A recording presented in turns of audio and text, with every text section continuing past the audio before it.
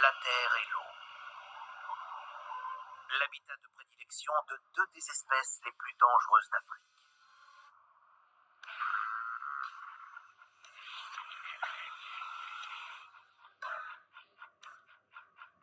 Les crocodiles possèdent 68 dents et la mâchoire la plus puissante au monde.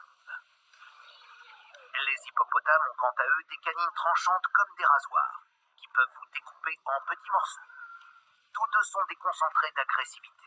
Pas question de céder une once de terrain le long de la rivière. Et lorsque la situation se complique, la violence l'emporte vite sur la tolérance.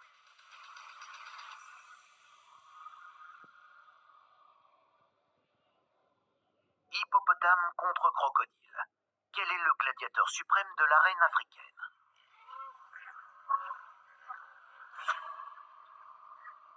C'est le mois de tous les dangers dans la vallée de la Luangwa, la saison où tout est possible. Le paradis s'apprête à se transformer en enfer, et ce crocodile s'est mis dans une situation qui pourrait bien lui être fatale. Il n'est d'ailleurs pas le seul dans ce cas. Commencez par oublier tout ce qu'on vous a raconté sur les gros gentils hippos. Car pour pouvoir partager cette rivière avec les crocodiles, ils ont plutôt intérêt à être de vraies terreurs.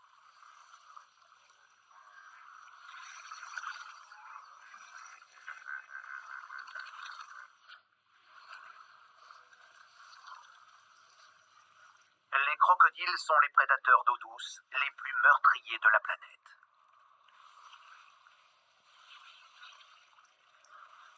Le partage n'est pas dans leurs habitudes. Mais voilà le mâle dominant des hippopotames. 2,5 tonnes de testostérone montées sur pattes. Sans doute l'animal le plus agressif qui soit.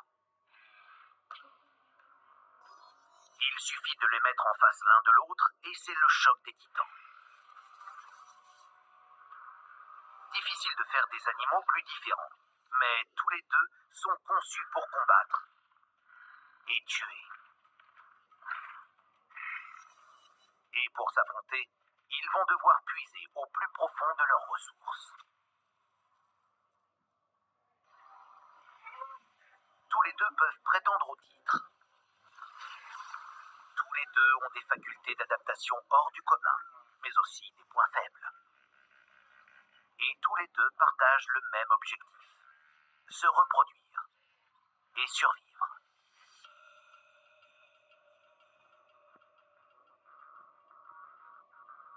Le combat peut commencer dans cet environnement luxuriant, qui va peu à peu devenir le théâtre de tous les extrêmes.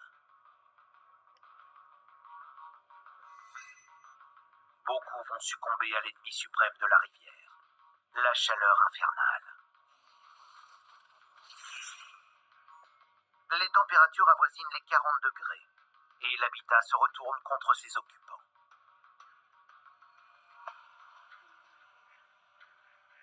Les 6 mois de sécheresse qui viennent de s'écouler font des ravages.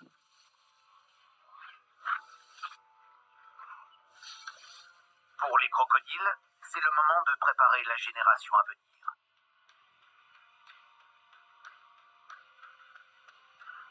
Pour d'autres, c'est le moment de saisir la moindre occasion.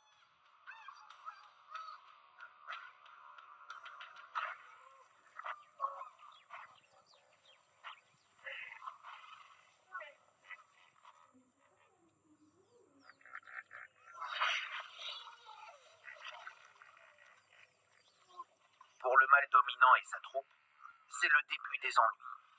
Son territoire se réduit comme peau de chagrin. Commence alors pour nos deux gladiateurs une longue marche à la poursuite des points d'eau résiduels. Il faut désormais s'adapter ou mourir.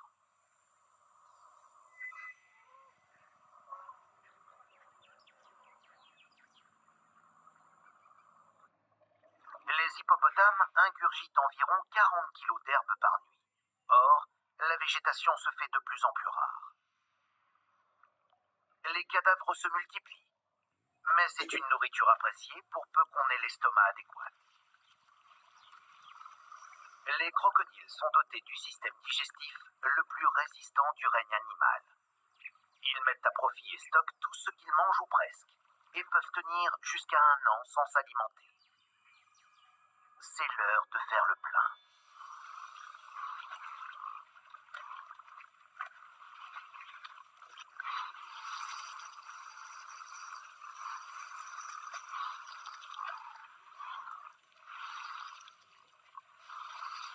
Ces animaux ne savent pas mâcher. Leurs mâchoires et leurs dents sont conçus pour saisir et arracher la viande des carcasses de leurs victimes. Les individus les plus grands et les plus vieux se servent les premiers et prennent les meilleurs morceaux. Les mâchoires d'un crocodile mesurant 5,50 m de long peuvent exercer une pression de 2,3 tonnes par centimètre carré et déchiqueter littéralement les proies.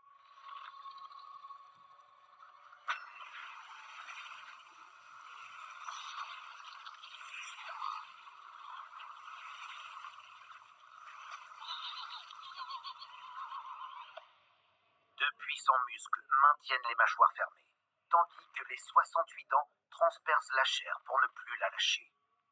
Le crocodile effectue alors plusieurs tours sur lui-même. La force musculaire de son corps, ainsi que le tranchant de ses dents, lui permettent d'arracher la chair de la carcasse. On appelle cela les roulades mortelles. Le crocodile compte parmi les animaux qui possèdent les mâchoires les plus puissantes qui soient, et son métabolisme lui permet de bien résister en cas de sécheresse. Il semble donc être en bonne position pour remporter ce match face à son outsider, l'hippopotame. Mais pour comprendre véritablement les atouts de ces deux combattants hors normes, il faut pénétrer plus profondément au sein de leur univers.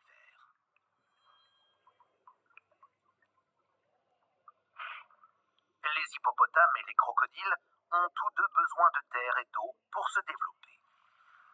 Les abords des rivières constituent donc un environnement idéal, et la majeure partie de l'année, ils évoluent dans un milieu aquatique particulièrement riche. Recouverts d'une peau qui peut peser jusqu'à 500 kg, les hippopotames passent parfois 16 heures par jour dans l'eau afin de rester hydratés, ce qui n'est pas surprenant lorsque l'on songe que leurs plus proches parents sont les cétacés. Il y a environ 55 millions d'années, les baleines et les hippopotames ont évolué séparément à partir d'un ancêtre commun, un mammifère terrestre appréciant les milieux aquatiques. Les premières ont opté pour les océans et sont devenues ce qu'elles sont aujourd'hui. Les seconds sont demeurés sur la terre ferme et ont donné les hippopotames actuels, amphibies et plus massifs. Les hippopotames peuvent rester jusqu'à 5 minutes sans respirer et atteindre une vitesse de 8 km/h au fond de l'eau. Mais ils ne savent pas nager.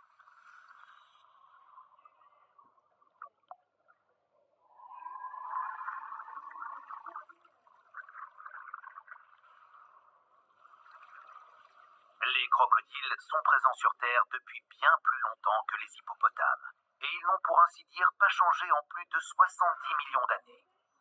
On pourrait même dire qu'ils sont les champions toutes catégories de l'histoire de l'évolution. Grâce à leur faculté d'adaptation, ils ont en effet survécu aux dinosaures pour devenir les reptiles les plus évolués de la planète.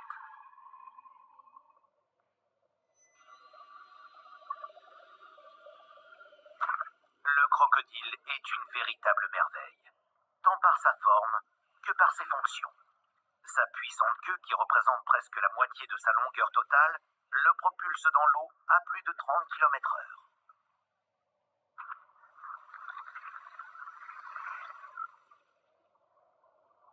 Il se sert de ses deux poumons comme de flotteurs pour s'enfoncer dans l'eau ou pour remonter. Grâce à ce réservoir intégré, il peut rester immergé jusqu'à 2 heures d'affilée.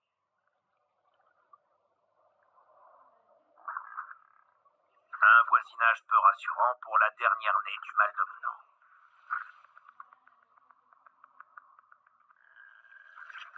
Elle aussi passe beaucoup de temps sous l'eau. Mais pour l'instant, elle ne peut rester que 40 secondes sans respirer.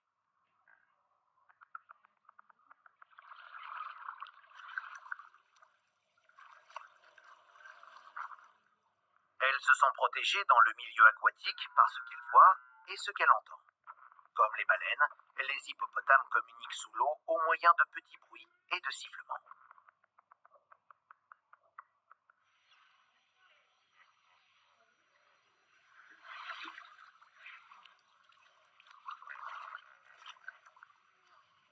La mère noue avec son petit un lien étroit qui va durer plusieurs années. Mais le mâle dominant n'est pas en reste. Il est son garde du corps. Pendant les 2 premières semaines, le plus sûr pour la jeune hippopotame consiste à rester indétectable. Elle tète même sous l'eau, rabattant les oreilles et fermant les narines pour empêcher l'eau d'entrer.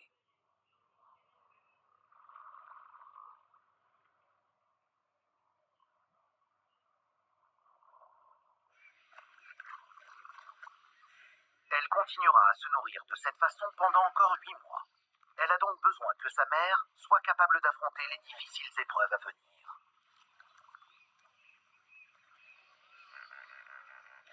La nourriture et l'eau se font plus rares à mesure que la population augmente et les individus s'affaiblissent.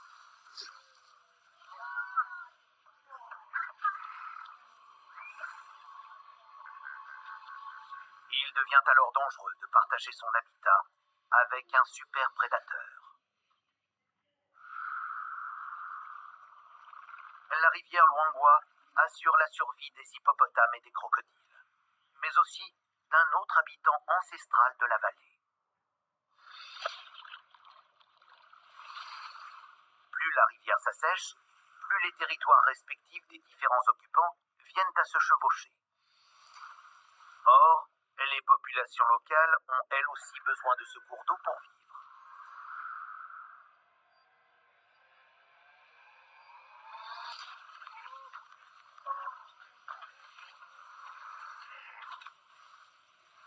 Naviguer sur cette rivière est un véritable tour de force qui peut s'avérer mortel. C'est s'aventurer sur les terres des hippopotames. Ils peuvent briser une pirogue en deux d'un coup de dent. Mais ils ne mangent pas leurs victimes. Ils tuent pour défendre leur territoire.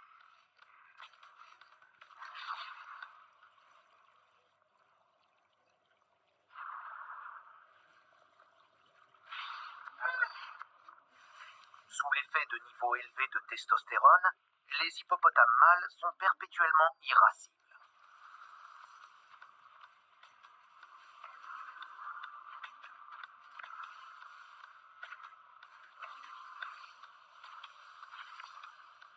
Le troupeau est déjà en mouvement. Sa meilleure stratégie consiste à rester toujours mobile.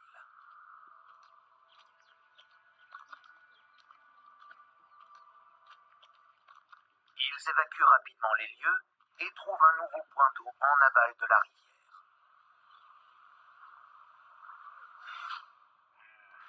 Les hippopotames sont des animaux sociaux et aucun d'eux ne veut rester à la traîne. Ce retardataire peut ainsi atteindre une vitesse de pointe de 48 km/h. De quoi abattre le sextuple champion olympique Usain Bolt.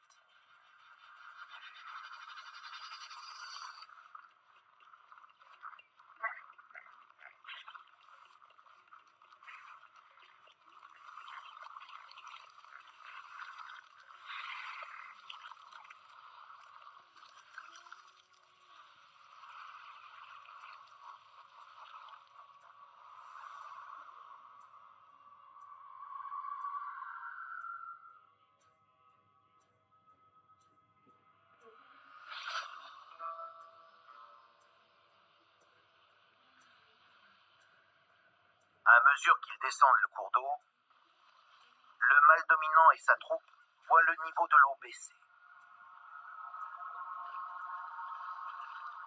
Les points d'eau résiduels sont pleins à craquer. Comme toujours, l'atmosphère est saturée de testostérone. Mais ce n'est pas uniquement cela qui rend les hippopotames si dangereux.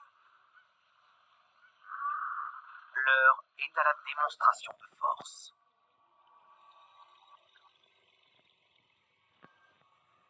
La gueule d'un hippopotame est un véritable arsenal.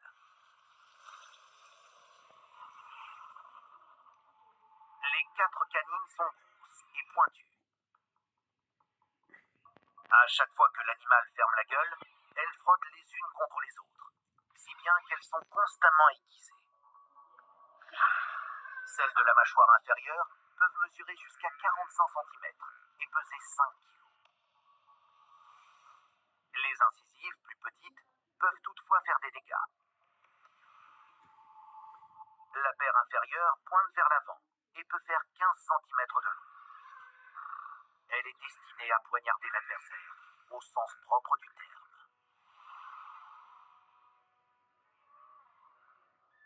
Les hippopotames n'utilisent pas ces dents pour brouter. Cet arsenal d'ivoire leur sert uniquement à combattre. Irascibles et dotés de poignards en guise de dents, les hippopotames sont conçus pour se battre. Ils peuvent couper un crocodile en deux. En voici justement un.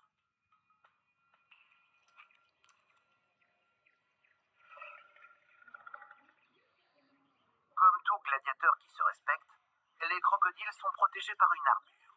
Leur peau est une véritable juxtaposition de plaques reliées entre elles et faites de kératine, cette même matière dont sont faits les ongles des humains. Chaque plaque est équipée d'un minuscule capteur noir. Sur les mâchoires, ces capteurs sont 10 fois plus sensibles que le bout de nos doigts. C'est pourquoi les crocodiles perçoivent la moindre sensation en dépit de leur armure.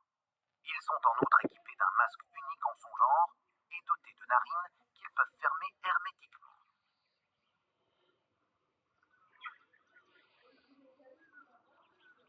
La disposition des plaques est le résultat de la formation aléatoire de crevasses, un peu comme lorsque de la boue sèche et se craquelle.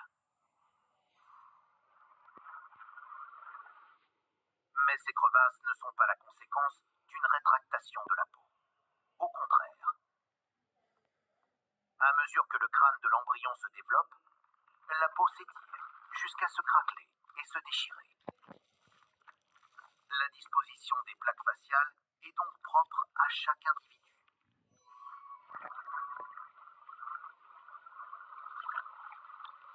Sur le dos, les plaques sont plus marquées et renforcées par une structure osseuse, ce qui assure une protection supérieure aux organes internes.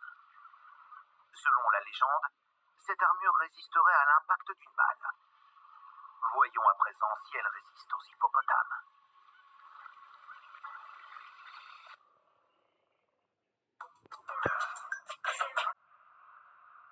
Le mois de tous les dangers s'écoule rapidement et la vallée est maintenant largement désertée. Mais voilà que ces spécialistes de la survie que sont les crocodiles traversent la rivière, venus de nulle part. Nous sommes en période de reproduction. Le mâle dominant indique par des clapotis dans l'eau qu'il est prêt à s'accoupler.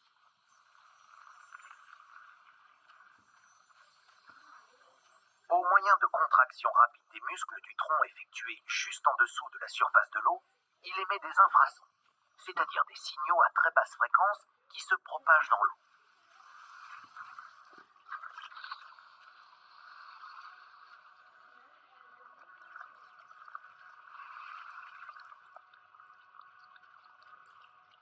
Il s'adonne ensuite à un art dans lequel les crocodiles sont passés maîtres. Être patient et attendre.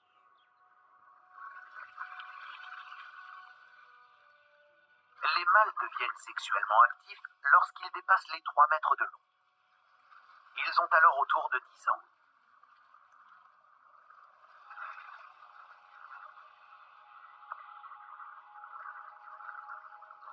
Ces mouvements sont étonnamment délicats.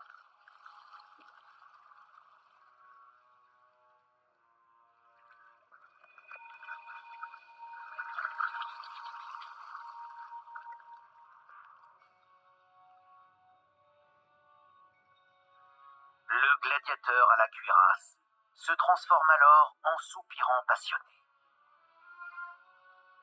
Il tourne autour de la femelle et se frotte à elle, essayant patiemment de l'amadouer sous l'eau.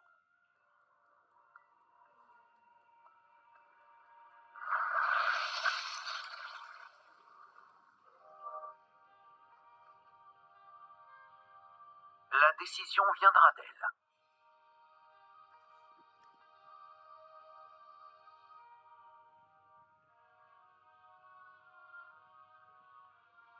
Elle lui signifie qu'elle est prête d'un simple signe de la tête.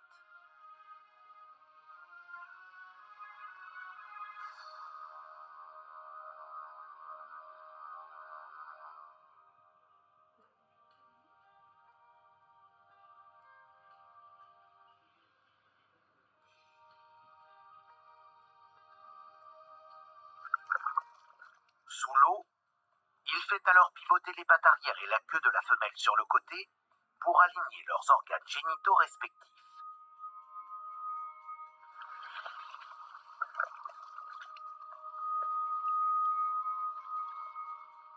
Le mâle dominant féconde des centaines d'œufs pour assurer l'avenir de l'espèce dans la vallée.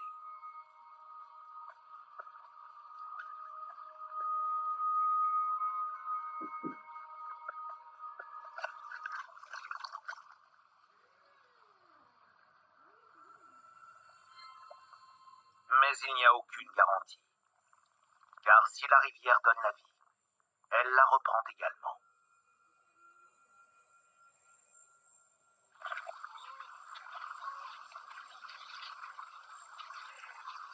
La vallée de la Luangwa compte environ 25 000 hippopotames, soit l'une des concentrations les plus élevées au monde. Et cela représente un espace considérable.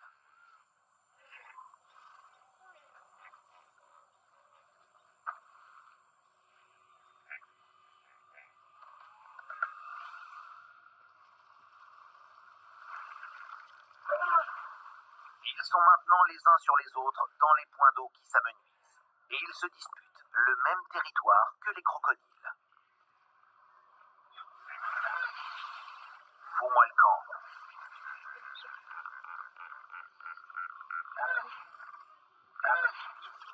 L'affrontement devient inévitable.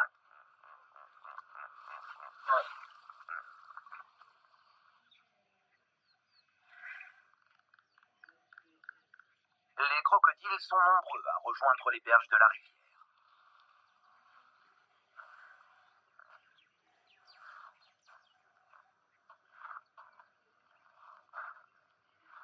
Pour ses futures mamans, le moment est venu de se faire plus discrète et de s'occuper de l'avenir.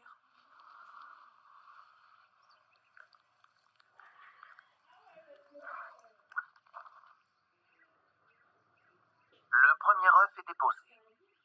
Il est recouvert d'une épaisse couche de mucus qui amortit sa chute.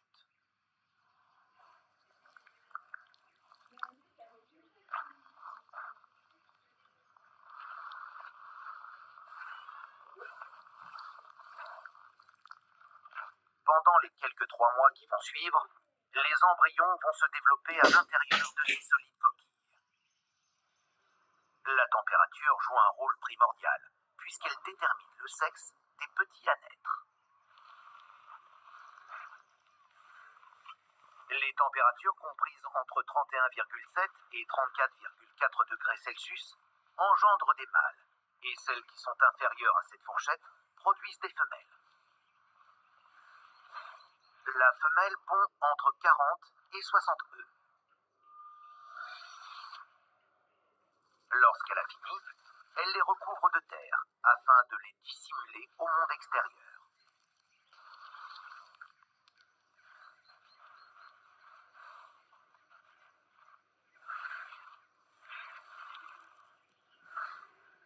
Elle va monter la garde jour et nuit. Mais elle ne peut écarter tous les dangers. Les prédateurs ne sont pas loin.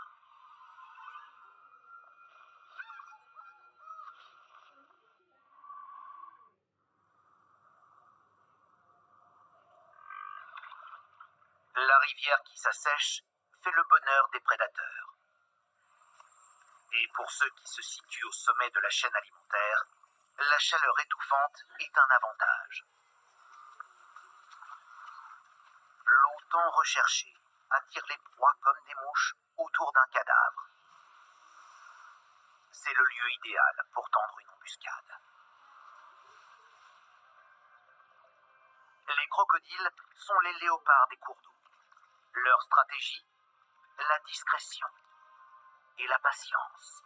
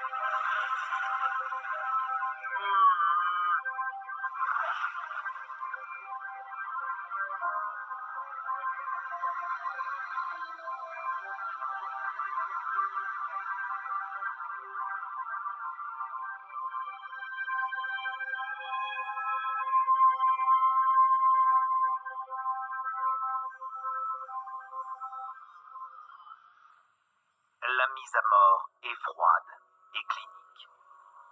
Les crocodiles sont les prédateurs ultimes. Ils sont conçus pour tuer.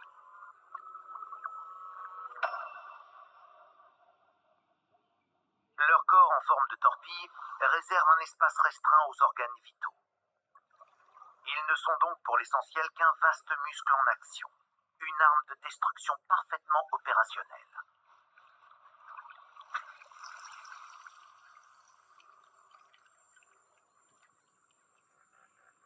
La saison sèche touche à sa fin, et le mâle dominant tient toujours ses troupes.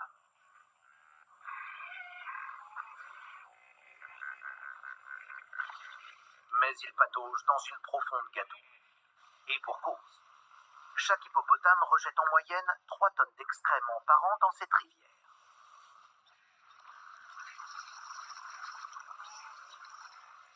Leur parcours les a conduits d'un environnement paradisiaque aux portes de l'enfer. Mais le malheur des uns fait le bonheur des autres. Les crocodiles profitent pleinement des cadavres d'hippopotames. La courageuse petite du mâle dominant apprend les dures leçons de la vie. Au sein du troupeau, les chances de survie s'amenuisent. Mais plus loin sur les berges, des vies nouvelles font leur apparition. C'est le début d'un véritable baby-boom.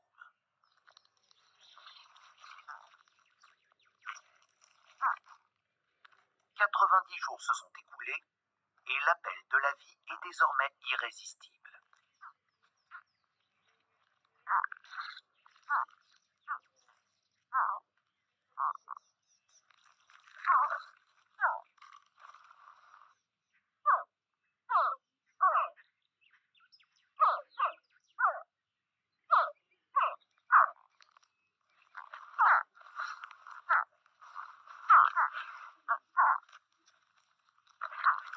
Après des millions d'années d'évolution, la résilience des crocodiles ne fait plus de doute. Et pourtant, lorsqu'il vient au monde, ce minuscule super-prédateur est aussi fragile et vulnérable que n'importe quel nouveau-né.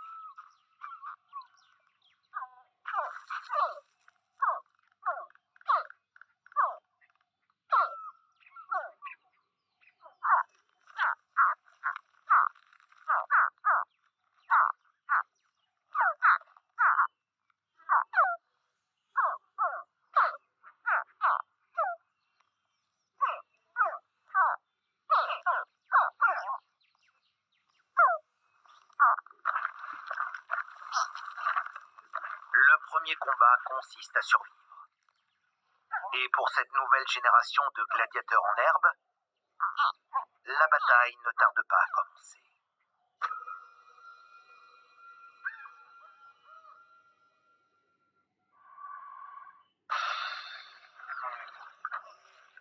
La tension monte de part et d'autre de la rivière surpeuplée.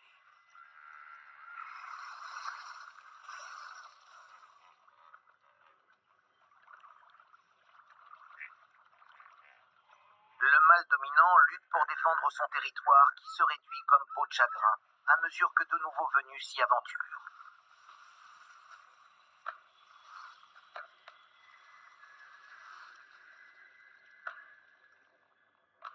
Il puise de l'eau avec sa gueule, ce qui signifie dégager.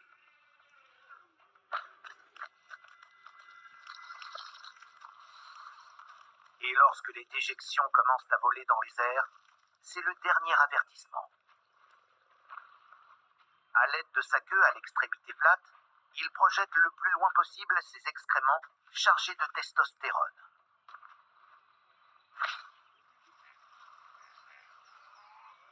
Préparez-vous, ça va chauffer.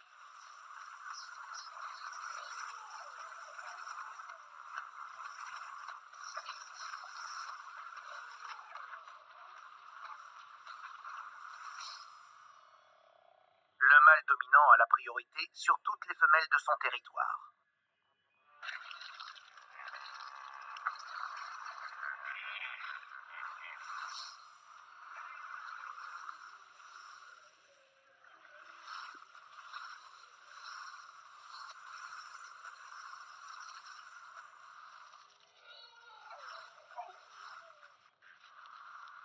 Il est le boss depuis 10 ans. Il est donc passé maître dans l'art de repousser les imposteurs. Avec ses 2500 kilos, il a une masse à peu près égale à celle de 2 équipes de football américain.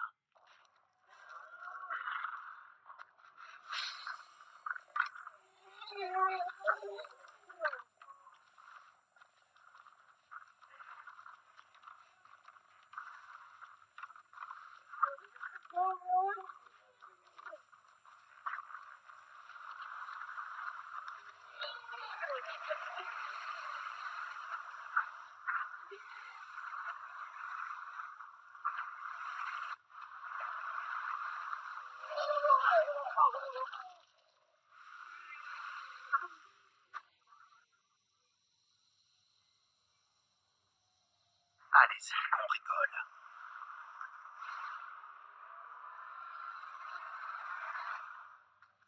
L'imposteur renonce. Et il n'est pas de taille à rivaliser avec le mâle dominant.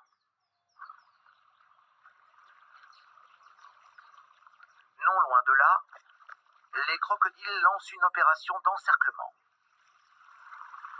Non pas pour défendre leur territoire, mais pour assouvir leur appétit de chair fraîche.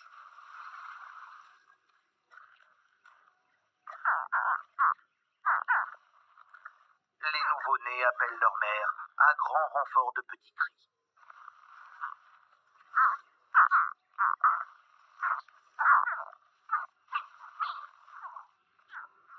Mais d'autres les ont entendus, et pour eux, c'est signe que l'heure du repas a sonné.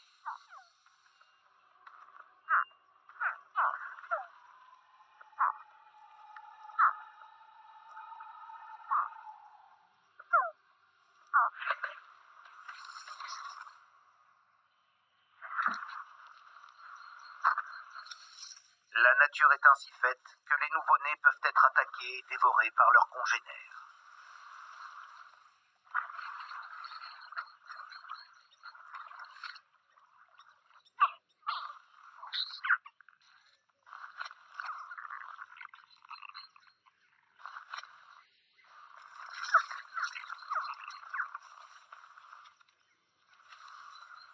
La mère tente de mettre les survivants à l'abri. Sa peau ultra sensible lui permet de les transporter délicatement entre ses dents.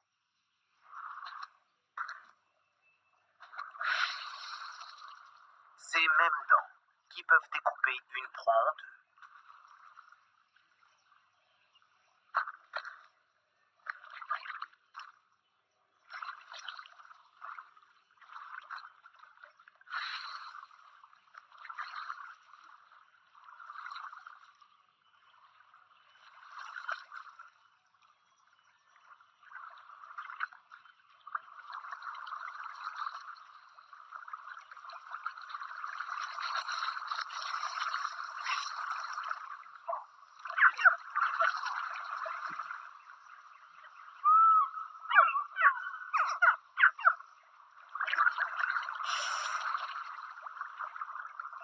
Quatre de ces petits sont toujours en vie. Mais ils ne sont pas tirés d'affaire pour autant.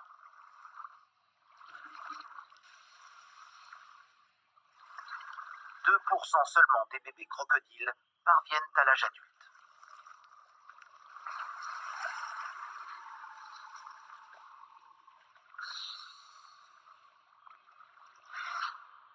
D'autres opportunistes profitent de l'occasion.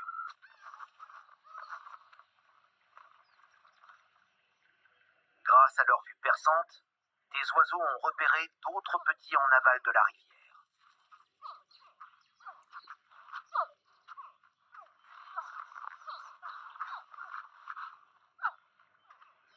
Habitués des lieux, les aigles pêcheurs vocifères patrouillent en permanence cette partie de la rivière. Les stocks de poissons sont en baisse et les bébés crocodiles constituent une nourriture facile à attraper.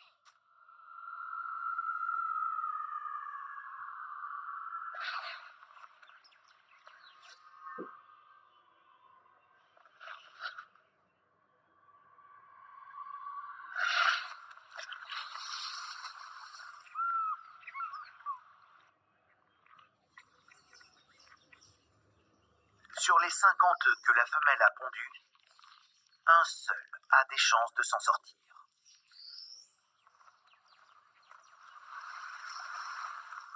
La cuirasse des crocodiles n'est peut-être pas sans défaut après tout.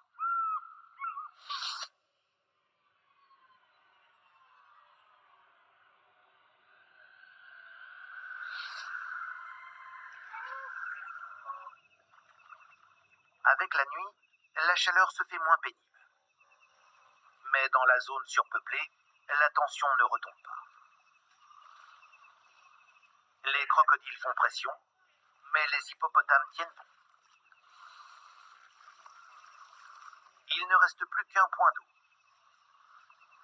Pour le mâle dominant et sa troupe, c'est le combat de la dernière chance.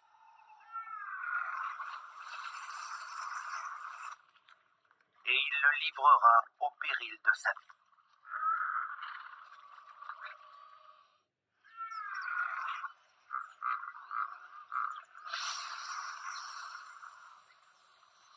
Le mâle dominant a pris le contrôle du dernier point d'eau digne de ce nom dans la vallée. Et il entend bien le garder. Mais les crocodiles se livrent à des démonstrations de force dans les mêmes zones.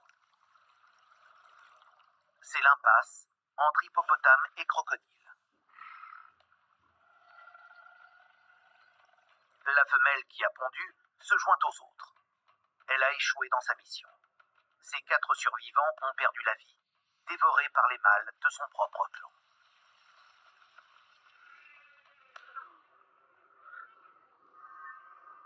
La tolérance atteint alors son point de basculement.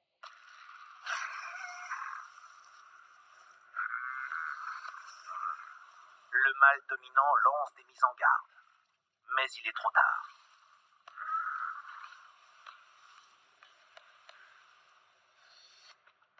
La fragile trêve conclue entre les deux rivaux ne tient plus. La femelle crocodile se dirige tout droit vers ce qu'il reste de territoire au mâle dominant.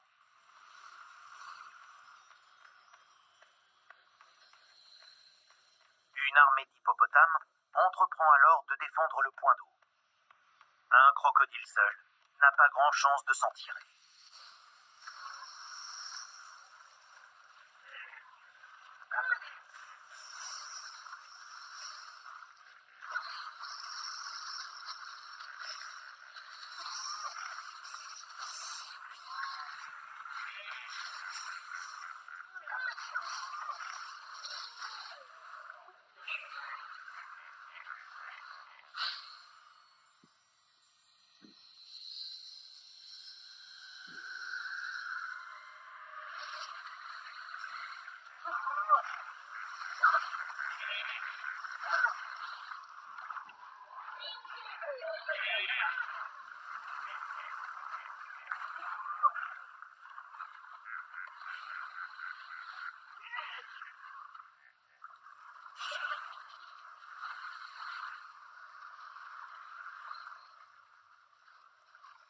femelle crocodile est chassée.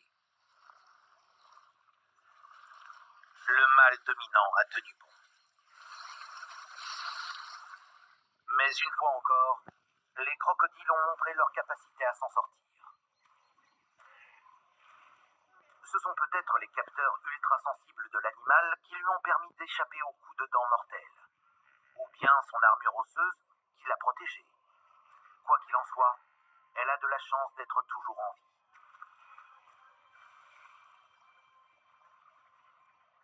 La situation s'apaise, laissant place à une véritable tragédie.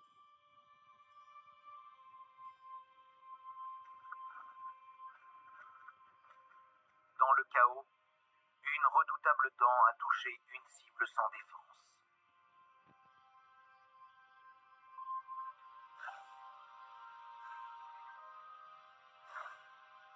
La défense acharnée de leur territoire a coûté aux hippopotames leur congénère la plus choyée.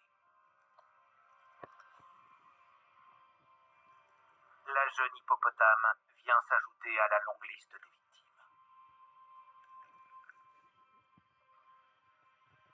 Il faudra peut-être 2 ans avant que la mère ne donne naissance à un nouveau petit.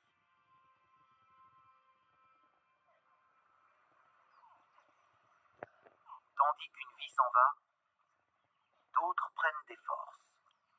Chacune est un véritable défi à l'évolution, et toutes ont bien l'intention de faire mentir les statistiques pour aller grossir les rangs de leurs aînés. L'eau et la terre. L'habitat de prédilection de 2 des espèces les plus emblématiques d'Afrique.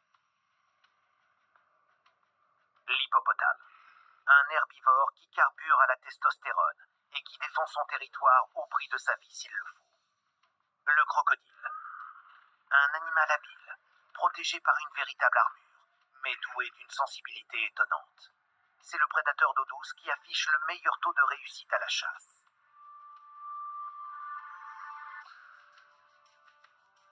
Il n'y a pas de vainqueur dans cette bataille. Tous deux sont des maîtres absolus dans leur domaine. L'affrontement ancestral entre hippopotames et crocodiles n'est pas près de s'arrêter.